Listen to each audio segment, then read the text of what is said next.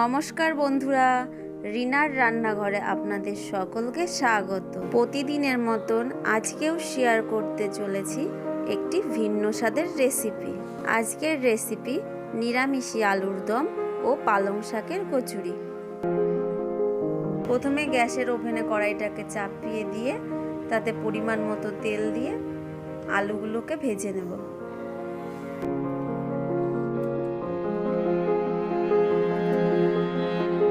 আলু ভাজার সময় দিয়ে দেব সামান্য একটু হলুদ ও একটু নুন। আলুগুলি আমার ভাজা হয়ে গেছে। একটি ছান্তার সাহায্যে আলুগুলিকে তুলে নেব। ওই তেলেই দিয়ে দেব একটু জিরে, দুটো তেজপাতা, গোটা গরম মশলা ও দুটো শুকনো লঙ্কা। এবার এতে দিয়ে দেব বেটে রাখা মশলার পেস্ট।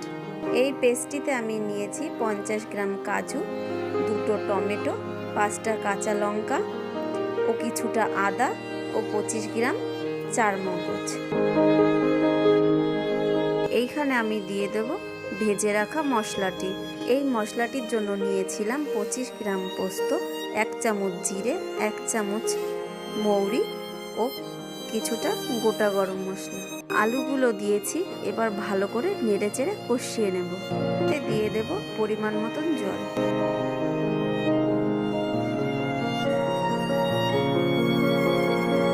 এখন এতে দিয়ে দেব একটু হলুদ ও একটু শুকনো লঙ্কার গুঁড়ো।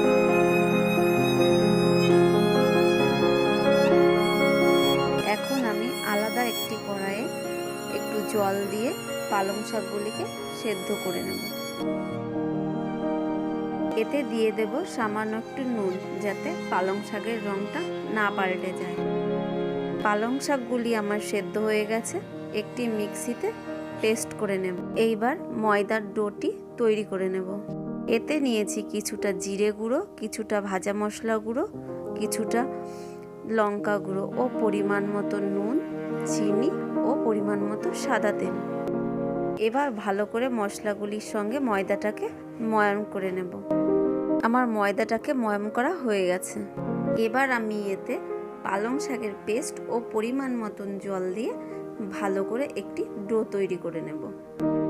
এবার এতে একটু সাদা তেল মাখিয়ে 10 মিনিটের জন্য রেখে দেব, যাতে ডোটা নরম থাকে। এবার আমি 10 মিনিট পরে ডো থেকে লেচিগুলিকে কেটে নেব। ওদিকে আমার আলুর দমটা প্রায় হয়ে এসেছে।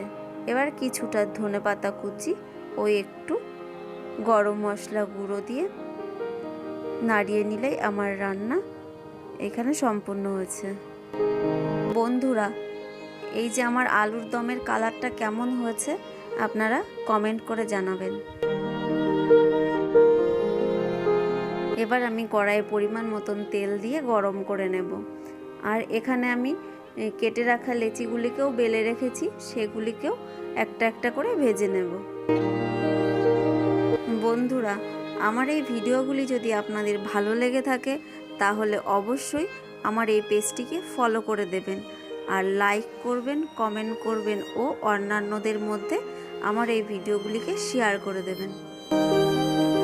আপনারা সুস্থ থাকবেন, ভালো থাকবেন ও বাড়ির বড়দের খেয়াল রাখবেন।